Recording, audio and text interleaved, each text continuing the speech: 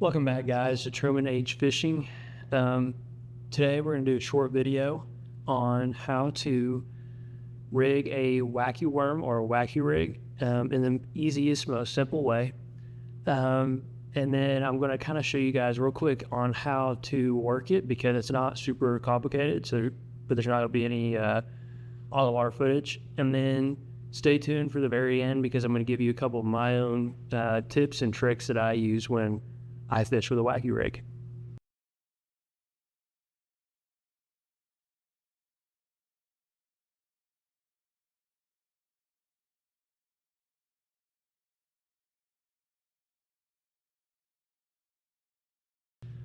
All right, so the easiest way, the most simple way to rig a wacky worm or a wacky rig is to simply take a wacky rig hook and a Senko.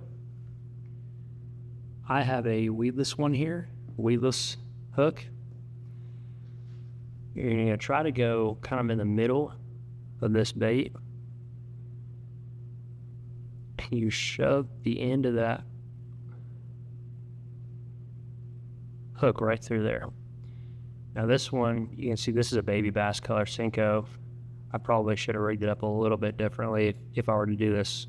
If I were to really try to fish with this, I'd try to make it where that silver, that white pearl is at the bottom and the green's on top, because that's how a bass, swims in the water.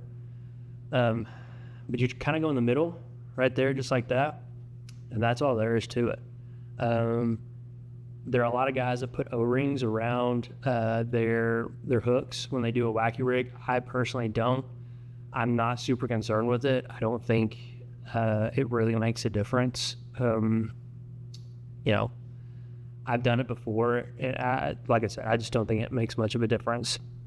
And so you might be asking, do I have to have a wacky rig hook? And the answer is technically no.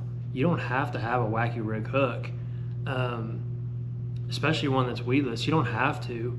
It just makes it easier. Let me grab another hook real quick. So I have just a worm hook here, and you could, theoretically,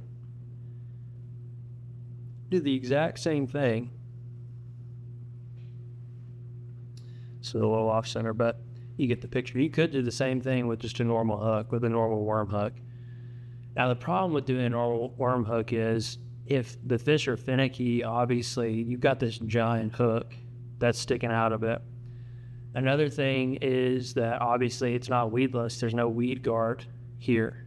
So essentially you're just fishing with an exposed hook, which, as we all know, if you fish around any kind of structure or cover, that can be a problem. So I suggest grabbing just a simple weedless wacky rig hook, and you can grab some, I think, just about anywhere that carries fishing stuff. Okay, so for the sake of showing you guys how a wacky rig moves in the water, I'm going to use this larger hook, this larger worm hook. So essentially it just does this in the water. Obviously it's not as bouncy in the water because there's a little bit of resistance there from the water, right? But essentially it just bounces like that. And the way that you fish these, you cast it out and you give your rod a little, you just kind of go up and down, kind of pop it a little bit, not like a pop, like a jerk bait, but you just kind of move it, you just kind of go up and down like that. And essentially what that bait will do is it just goes like that in the water.